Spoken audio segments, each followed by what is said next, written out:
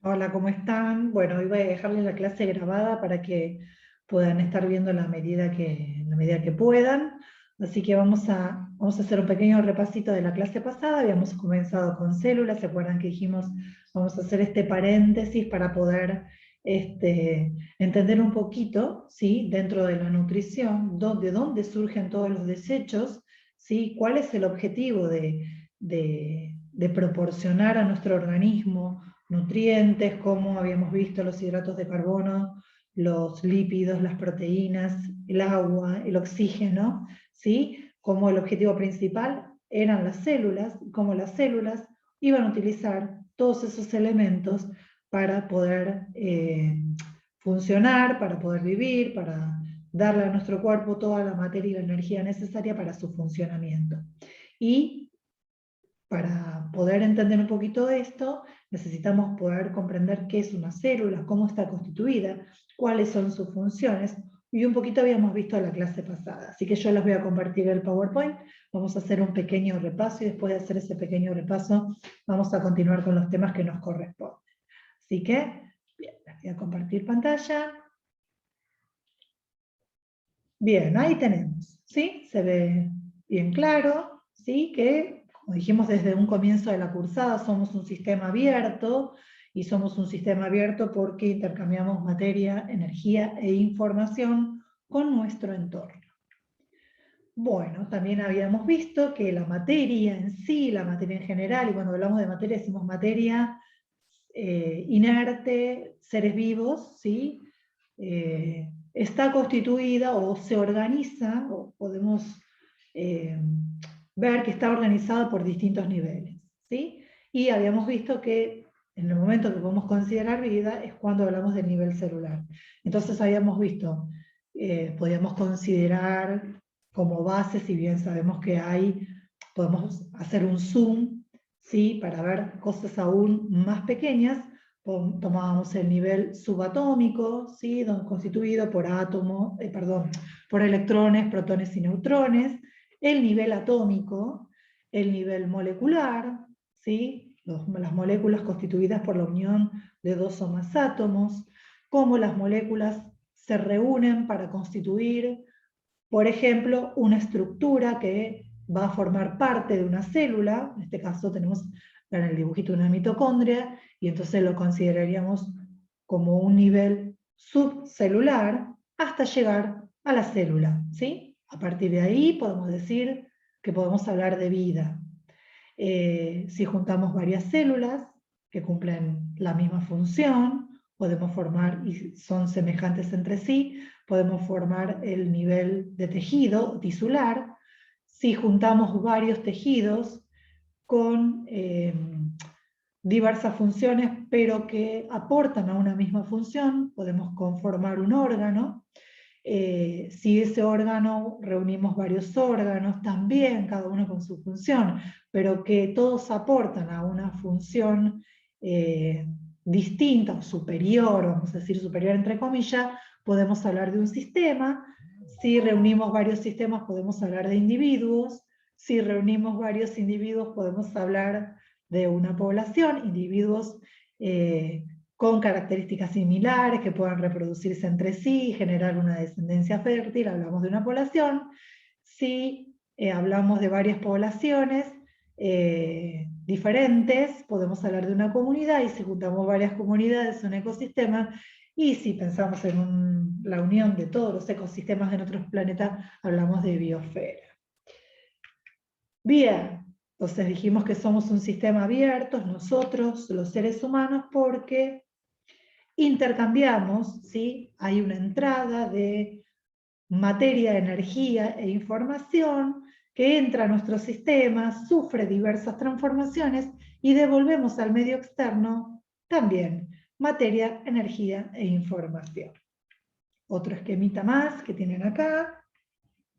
Y como el ser humano está, todos los seres vivos, están constituidos por células, es decir, todos los seres vivos estamos formados por células, las células también son sistemas abiertos, ¿sí? Entonces, son sistemas abiertos, ¿por qué? porque intercambian materia, energía e información con el medio, y a la vez es un sistema que posee un equilibrio dinámico, es decir, intenta mantener constantemente este medio interno, si hablamos de la célula, este interior, intenta constantemente mantenerse en un estado relativo de equilibrio, por eso es dinámico, porque es constante, y a ese proceso de mantenimiento de este medio interno estable se denomina homeostasis, ¿sí? Frente a cualquier cambio que haya en el exterior, ¿sí? O que haya en el interior del cuerpo, siempre va a tener la tendencia a mantener su medio interno dentro de los parámetros esperables o estables para la supervivencia de nuestro organismo, ¿sí? Bien. ¿Cómo está formada las células? Habíamos visto en la clase pasada que podemos encontrar dos grandes grupos de células. Por un lado, las células procariotas, aquellas que carecen de núcleos, la habíamos comparado con un monoambiente, ¿sí? Aquellas personas que viven en un monoambiente saben que dentro de ese monoambiente funciona el dormitorio, el comedor, la cocina, ¿sí? Bueno, las células procariotas son aquellas que pueden ser consideradas un monoambiente. ¿Por qué? Porque tienen una membrana que las envuelve, y dentro vamos a encontrar el material genético, ¿sí? Y todas las reacciones químicas van a ocurrir dentro de ese medio interno, ¿sí? Que está rodeado por esa membrana plasmática y que se lo denomina citoplasma, ¿sí? Entonces, si uno tiene que decir, a ver, ¿cuáles son los componentes constantes, ¿sí? De todas las células, ya sean las células procariotas, estas células que yo les dije que eran monoambientes, con una célula eucariota, que es como si fuese una casa o una vivienda tradicional, separada por paredes, ¿sí? Donde funcionan los dormitorios, la cocina, el comedor, el living, el baño, los distintos espacios separados por paredes. Si tenemos que pensar en si tienen estos dos tipos de células, estructuras que son en común, podemos nombrar 4 estructuras en común. Por un lado es esa membrana que envuelve a la célula y que la separa del medio externo, que es la membrana plasmática. Todas las células lo tienen. Material genético, ADN, que todas las células lo tienen. Citoplasma, que es ese medio interno. Y el último componente son los ribosomas, ¿sí? Que son unas pequeñas estructuras muy sencillitas, en las cuales se fabrican o se sintetizan las proteínas, ¿no? Entonces, esas son las 4 estructuras básicas de todas las células. En nuestro caso, nos vamos a detener en las células que componen nuestro cuerpo, es decir, las células que forman nuestro cuerpo, que son las células eucariotas animales, ¿sí? Habíamos definido la clase anterior que era una célula, y entre todos llegamos a la conclusión de que es la unidad básica de la vida. Lo vimos en esos niveles de organización, porque a partir de ahí podemos considerar vida, ¿sí? Entonces, es la unidad básica, fundamental de la vida, ¿sí?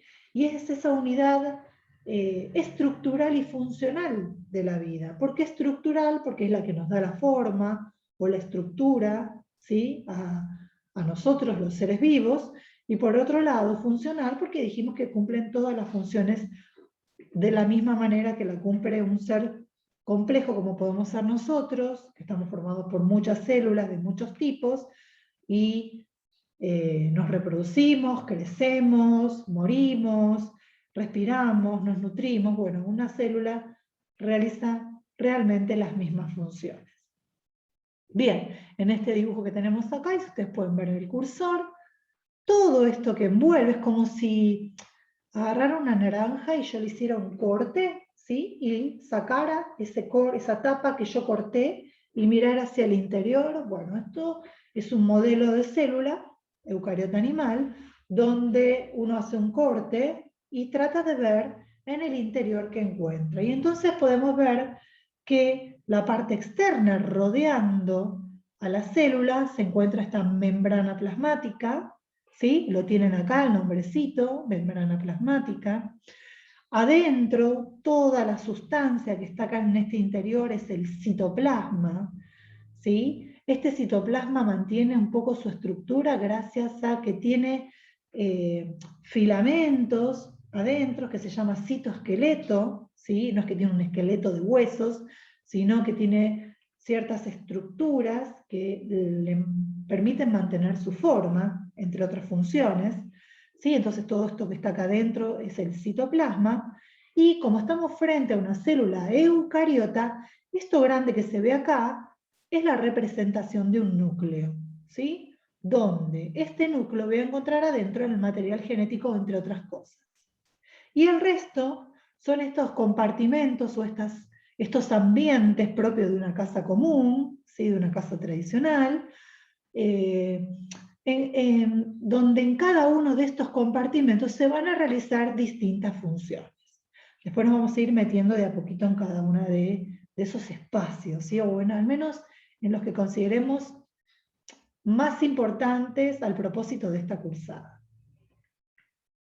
Bien, el primero de todos, que dijimos que es el que envuelve, es la membrana plasmática. Acá tienen en blanco y negro y con flechas rojas, dos flechitas que señalan dos hileritas que se ven en color oscuro, ¿sí? La interna mucho no se ve, pero acá se ve toda una línea más oscura que señala una de las flechas, y un espacio en blanco, y del otro lado otra línea oscura. Bien, ¿qué es lo que están señalando? Esas dos flechitas están señalando la membrana plasmática. ¿Por qué? ¿Por qué dos flechitas? ¿Por qué dos líneas oscuras y una línea clara en el medio? Eso es porque la membrana plasmática, que es lo que vamos a empezar a ver hoy, está formada por dos capas, ¿sí? Imaginémonos como un sanguchito, ¿sí? Donde los dos panes van a representar, ¿sí? Las cabecitas de unos lípidos que se encuentran en la membrana, ¿sí? Y esos lípidos se llaman fosfolípidos, ¿sí? Son lípidos que tienen fósforo, por eso se los llama fosfolípidos. Y estos lípidos, o estos fosfolípidos, se caracterizan por tener una cabecita, que son estas esferitas celestes que se ven acá, tienen unas esferitas celestes, y tienen como dos filamentos, o dos patitas a veces solemos decir, ¿sí? Dos patitas alargadas.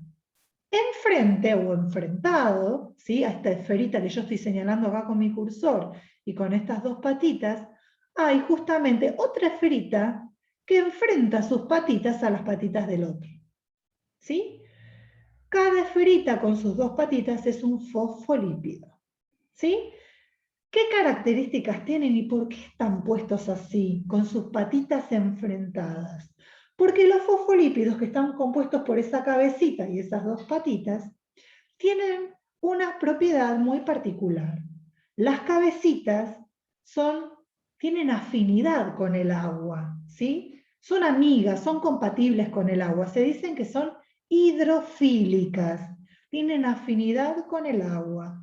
En cambio, las patitas no les gusta el agua y se dice que son hidrofóbicas, ¿sí? No les gusta.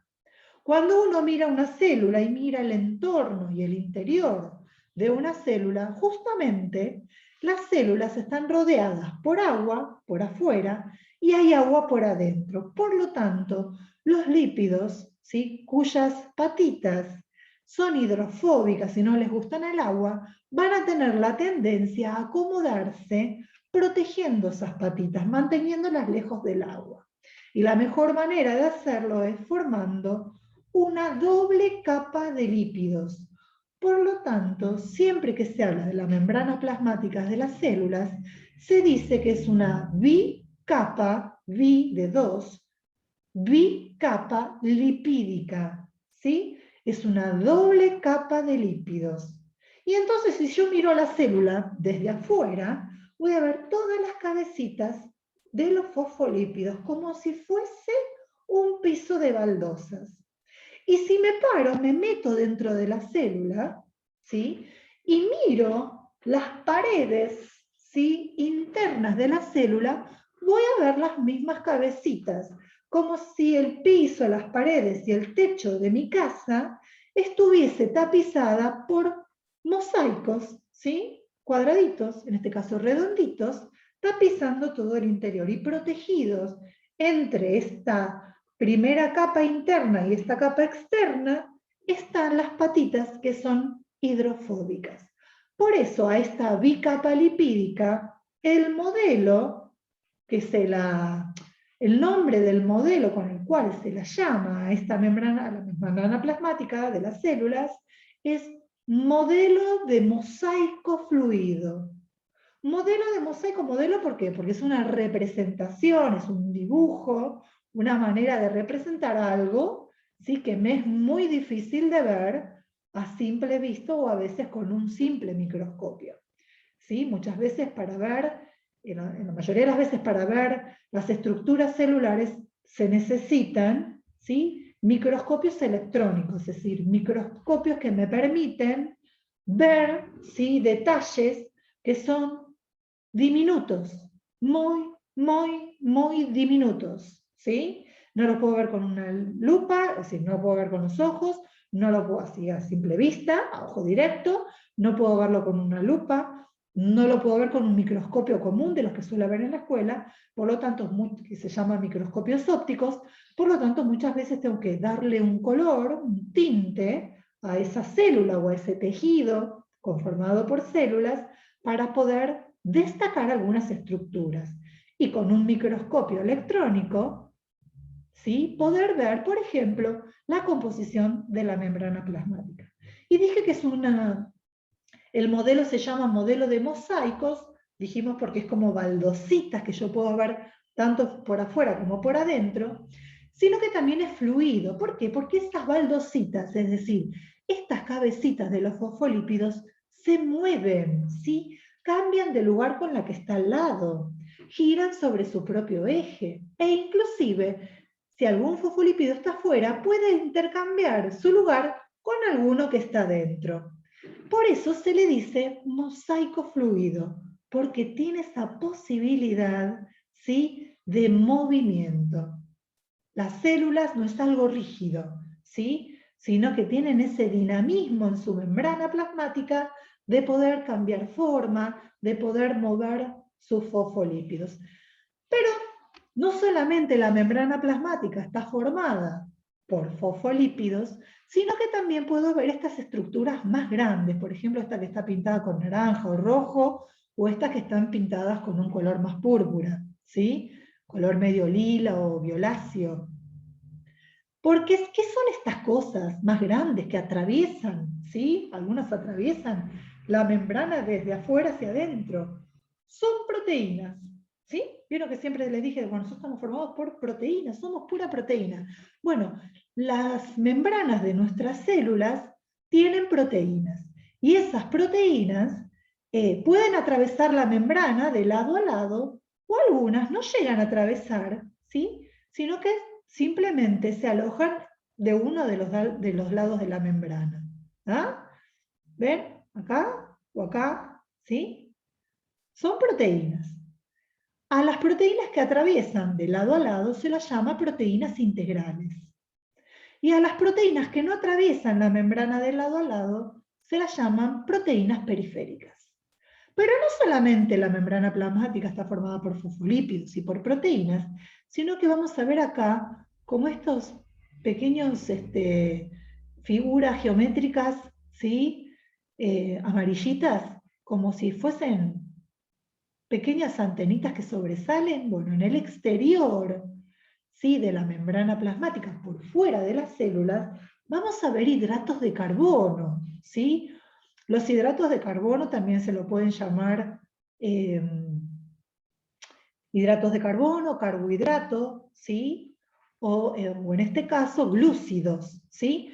Por eso, a estos hidratos de carbono que están agarraditos, ¿sí? De la membrana plasmática, se los suele llamar a ese grupo de hidratos de carbono glucocáliz, ¿sí? Si ese hidrato de carbono está adherido a una proteína, esto que forma acá se llama glucoproteína. Y si el hidrato de carbono está adherido a un fosfolípido, es un glucolípido. ¿Sí? Entonces, pensemos lo siguiente, miren solamente la membrana plasmática. Membrana plasmática, dijimos, es una doble capa de lípidos que tiene proteínas y que en su parte externa, ¿sí?, tiene hidratos de carbono. ¿A qué les hace acordar eso? A los nutrientes que solemos consumir. Entonces, cuando nosotros consumimos proteínas, nuestro sistema digestivo las desarma. Consumimos hidratos de carbono, que pueden ser complejos. Bueno, nuestro sistema digestivo, si son complejos, los desarman para formar monosacáridos, como la glucosa. Y también consumimos grasas, aceites, que son lípidos, ¿sí? Bien, y nuestro sistema digestivo lo desarma a esos lípidos para dejar solamente ácidos grasos y glicerol. ¿Por qué nos alimentamos? Bueno, nos alimentamos para aportar materia prima para nuestras células. ¿Por qué? Porque nuestras células están formadas por lípidos, fosfolípidos, proteínas integrales o periféricas e hidratos de carbono o glúcidos, ¿sí?, que van a estar adheridos al exterior de la membrana plasmática y que tienen funciones muy particulares que las vamos a ir viendo. Entre las funciones particulares que tienen es, por ejemplo, reconocer, ¿sí?, estos hidratos de carbono son como si fuesen deditos, ¿sí?, que sobresalen de nuestras células, en el exterior de nuestras células, y que permiten, ¿sí?, cuando toman contacto, por ejemplo, con una bacteria, ¿sí?, de reconocer que esa célula que están tomando contacto no pertenece al cuerpo. Y como no pertenece al cuerpo, enseguida reconocen que es extraño al cuerpo, y eso hace que nuestro cuerpo, nuestro sistema inmune, reaccione y nos defienda. Por otro lado, sirve para adherirse también a células vecinas y poder formar tejidos. Las proteínas también hacen eso, ¿sí? Permiten que nuestras células queden agarraditas unas al lado de la otra y formen tejidos. ¿Ah? Y a la vez, este glucocálido, estos hidratos de carbono que están en la superficie de nuestras células, le dan identidad a nuestras células. Y entonces, por ejemplo, cuando una persona, por X razón, recibe un trasplante de un órgano que no le pertenece, ¿sí?, los primeros que van a detectar, ¿sí?, que ese órgano no pertenece a este cuerpo, es el glucocálido, son estos hidratos de carbono que van a reconocer células que no son propias, y por lo tanto van a tener la tendencia a defenderse. Esta es la razón por la cual las personas que tienen algún trasplante reciben un tratamiento especial de por vida para que sus células no rechacen este nuevo tejido o nuevas células que traen otra identidad y que necesitamos que formen parte de nuestro cuerpo para cumplir cierta función vital, ¿sí?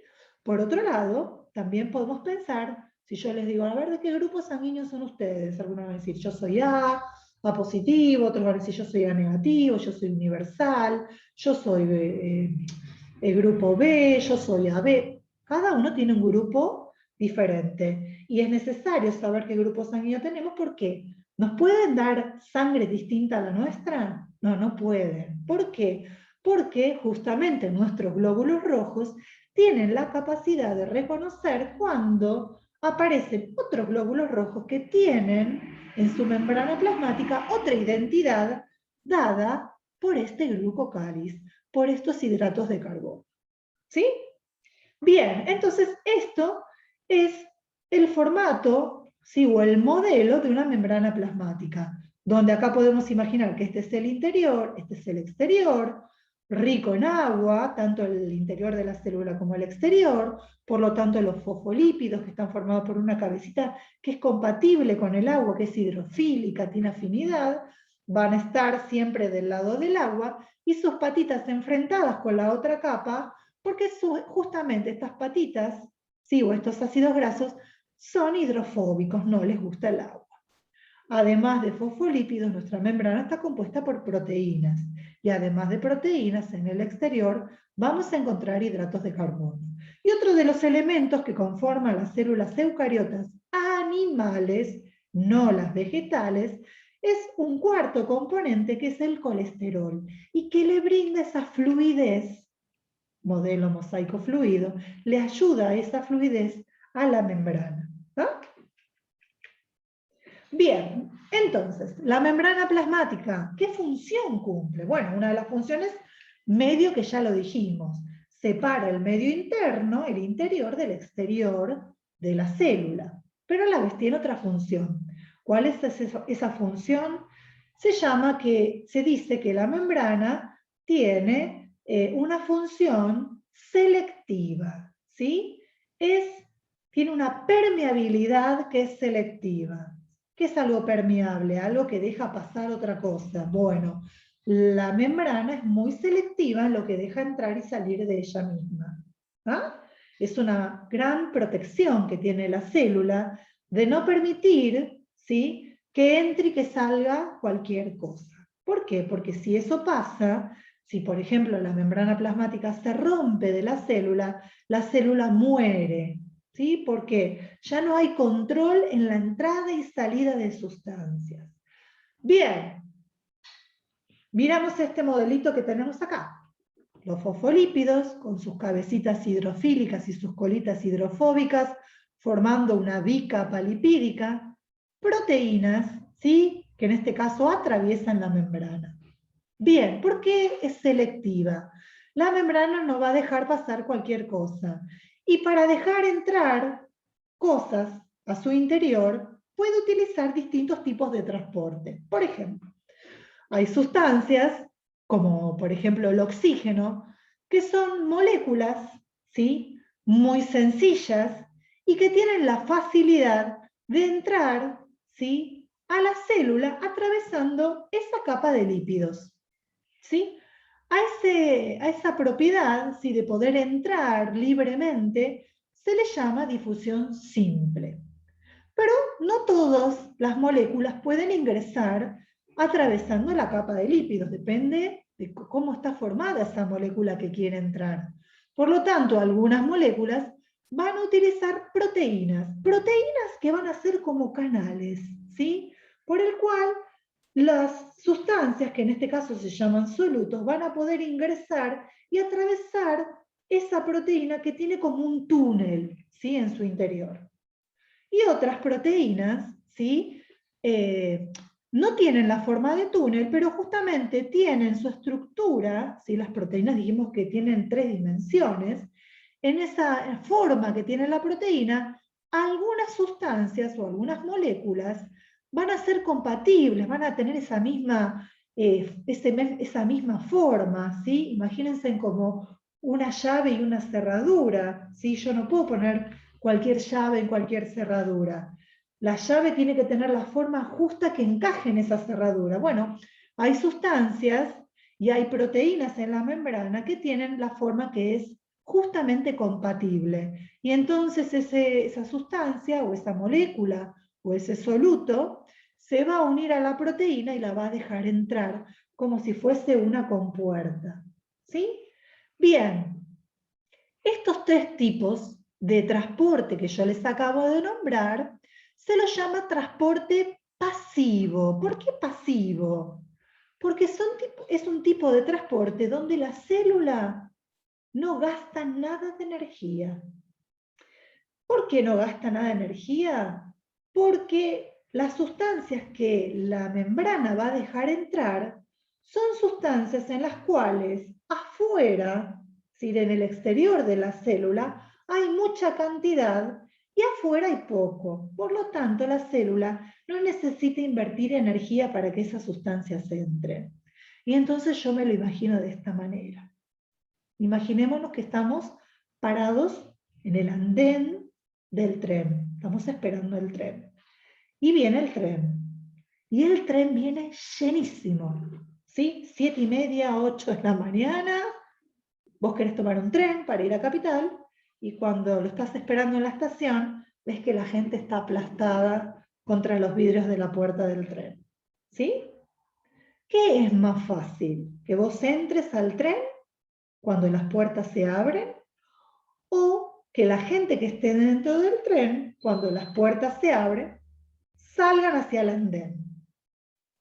¿Qué es más fácil? Es más fácil que la gente que está metida dentro del tren, que hay mucha cantidad, cuando la puerta se abra, entre. Es decir, baje del tren al andén, ¿sí?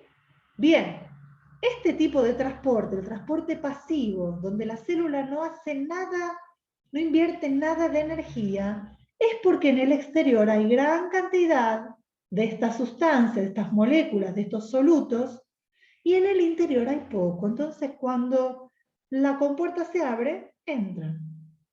¿Sí? Después, obviamente, eso se regula, ¿ah? Se cierra.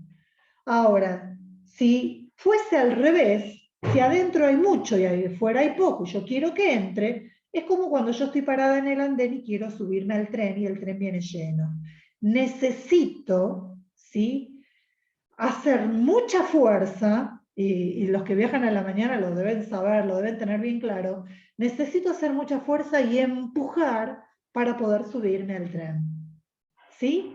A ese tipo de transporte se lo llama transporte activo. ¿Sí? ¿Por qué? Porque son sustancias que están en menor concentración en el exterior de la célula, o al revés, hay muchas en el interior de la célula y necesito sacarlas. Por lo tanto, la célula va a utilizar proteínas, pero esas proteínas necesitan el aporte de energía.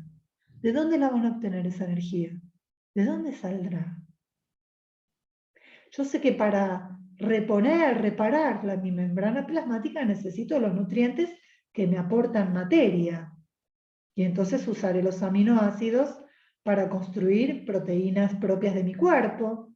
Y utilizaré los lípidos quizás para construir fosfolípidos. Y utilizaré los monosacáridos quizás para fabricar o sintetizar hidratos de carbono para mi propio cuerpo. Pero recordemos que los alimentos no solamente nos aportan materia, ¿qué nos aportan también? Energía. ¿Y la energía de dónde la van a obtener? La van a obtener de un proceso que lo vamos a ver más adelante, ¿sí? Que es el fin por el cual nosotros nos alimentamos y respiramos incorporando oxígeno, ¿sí? Entonces, dos tipos de transporte. Por un lado, el transporte pasivo, donde la célula no gasta nada de energía. ¿Por qué? Y porque generalmente son sustancias que van a pasar de un lugar de mayor concentración a un lugar de menor concentración. Por lo tanto, ¿sí?, van algunas a atravesar la membrana lipídica, otras, difusión simple, otras van a utilizar proteínas, difusión facilitada. ¿Por qué? ¿Quién le facilita la entrada? Se la facilitan las proteínas, que algunas van a actuar como canal y otras van a actuar como proteínas transportadora o carrier. ¿Sí? Ahora, si yo quiero transportar, hacer entrar o salir una sustancia que tiene que pasar de un lugar donde hay poco, de menor concentración, a un lugar donde hay muchos, de un lugar a otro lugar de mayor concentración, ¿sí?, yo parada en el andén subiéndome al tren lleno, ese transporte necesita energía. Se llama transporte activo, ¿sí? Y como es activo y necesita energía, ¿de dónde lo voy a obtener? De los nutrientes que incorporé, que ingresaron a la célula, que la célula los va a utilizar y va a obtener, por un lado, materia prima y por el otro lado, energía para que esta célula funcione. Hay otro tipo de transporte, y con esto dejamos hoy, para no marearlos, y en la semana les voy a subir otros videos más explicativos. Hay otro tipo de transporte, ¿sí? El transporte anterior es para moléculas, sustancias o solutos, cualquiera de esos tres nombres puedo usar, que son muy pequeños, ¿sí? Entonces voy a usar estos dos tipos de transporte, pasivo o activo, depende de la concentración, de dónde voy a dónde voy. Pero hay otro transporte donde se llama transporte en masa porque sirve para transportar moléculas, solutos o sustancias más grandes y en mayor cantidad. Y a esos, en este tipo de transporte, vamos a encontrar dos. Si yo quiero que esas sustancias entren, se llama endocitosis. Entonces, imaginemos que estamos en el exterior de la célula, todo esto es el exterior, y toda esta parte es el interior. La parte de abajo es el interior, afuera el exterior, y esto que tengo dibujado acá con doble línea negra y en color amarillo, su interior, es mi membrana plasmática. ¿Qué va a pasar? La membrana plasmática se va a invaginar, así se dice, se mete hacia adentro, ¿sí? Tengo la membrana plasmática, bien, lo que va a hacer la membrana plasmática se va a empezar a hundir. Los solutos, sustancias o moléculas que están en el exterior van a empezar a meterse, ¿sí? Se invagina, y luego se cierra formando unas bolsitas.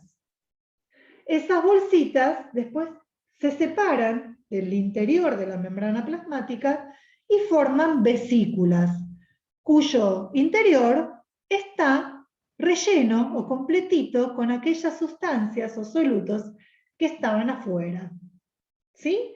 A eso se lo llama endocitosis. Si lo que va a incorporar la célula son sustancias sólidas, se lo llama fagocitosis. Por ejemplo, acá, en esta primera parte, esta membrana plasmática, que pertenece a una célula X, está fagocitando, ¿sí?, una bacteria, ¿sí? Esto que está acá en rojo es una bacteria. Bien, ahora, si lo que va a incorporar es un fluido, ¿sí?, se llama pinocitosis. Y hay un tercer tipo de endocitosis que tiene unos receptores. Es decir, no va a incorporar cualquier cosa a esta célula en su membrana plasmática, sino que en su membrana plasmática tiene receptores, ¿sí? Esas proteínas, ¿se acuerdan? Estas proteínas son receptores también. ¿Se acuerdan que yo dije? Son deditos como que reconocen lo que va pasando cerca de esta célula. Bien. Estos receptores, que son hidratos de carbono, tienen determinada formita, tienen una forma particular que va a hacer que ciertos solutos encajen justo. Y entonces, cuando encajan justo, estas dos membranas, ¿sí?, se cierran, se empiezan a hundir, se invaginan, se hunden, se cierra y queda esa bolsita que se va a separar, que se llaman vesículas. Y adentro va a quedar los receptores, ¿sí?, que había justamente en el exterior de esa membrana plasmática, y los solutos que la célula necesita incorporar. Bien, eso es si algo quiere entrar. ¿Cómo se llama? Si algo quiere salir de la célula. Endo es hacia adentro, citosis, cito es célula. Pero si yo quiero sacar, se llama exocitosis. Entonces, voy a tener quizás una vesícula con ciertas sustancias que la célula fabricó y que necesita exportarlas, necesita sacarlas afuera para que las utilicen otras células, ¿sí? Bien, entonces la célula en el proceso de fabricación empaqueta, ¿sí?, en vesículas esas sustancias que fabricó y las quiere sacar afuera para que vayan a otras células y otras células la utilicen. Entonces, ¿qué va a pasar? Bien, miren, acá tienen la vesícula, y esta vesícula tiene estas cositas celestes que representan la sustancia que la célula fabricó o sintetizó. Esta bolsita lo que va a hacer, se va a ir acercando, se acerca a la membrana, y una vez que se acercó y toma contacto con la membrana, ¿sí?, esa bolsita está en la membrana plasmática, interior de la célula, exterior, tengo la bolsita con la sustancia que la célula sintetizó, que pueden ser hormonas, proteínas, ¿sí?, enzimas, lo que la célula fabrique. Bien, se acerca a la superficie interna de la membrana plasmática y cuando la toca, se fusionan, y cuando se fusionan, hacen el proceso inverso a la endocitosis, ¿sí?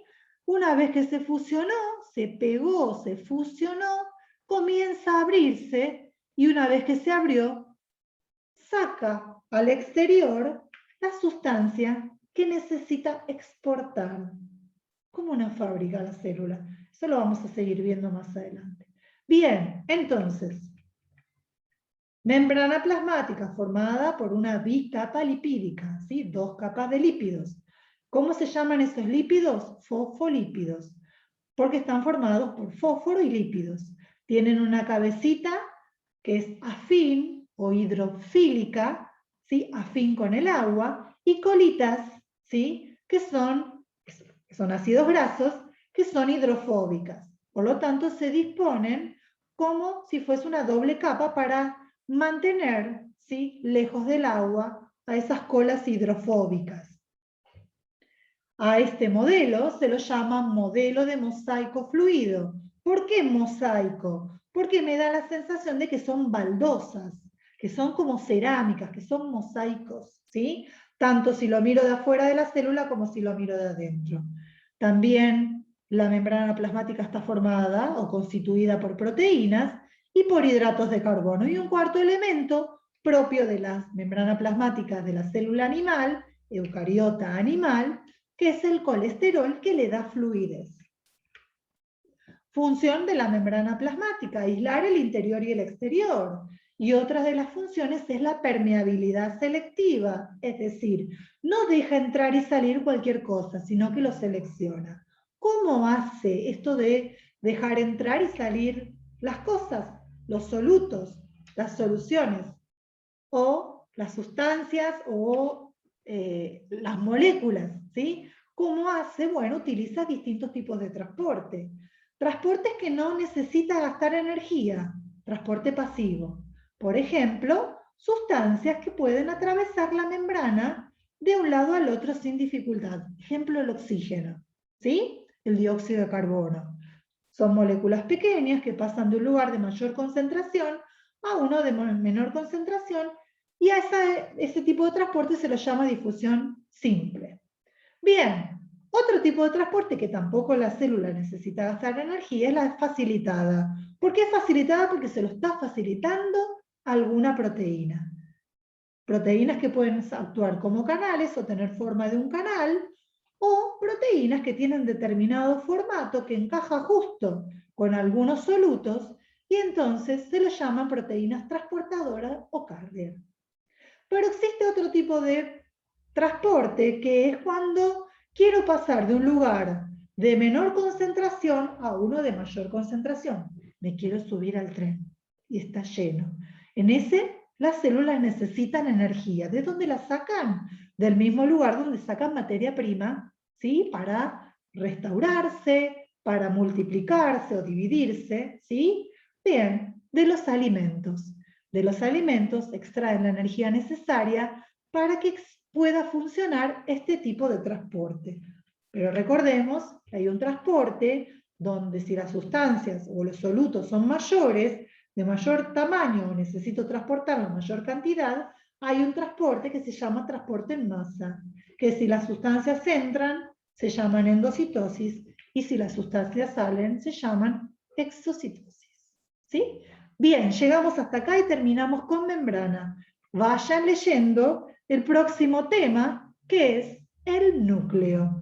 Mientras, voy a dejarle en la semana un video que se los voy a subir al campus sobre características del núcleo y qué encuentro dentro del núcleo. Vamos a dejar acá, nos vamos a despedir y nos vamos a encontrar la próxima clase, donde seguramente van a surgir un montón de dudas más. Les mando un beso enorme y hasta aquí llegamos. Nos vemos la próxima clase.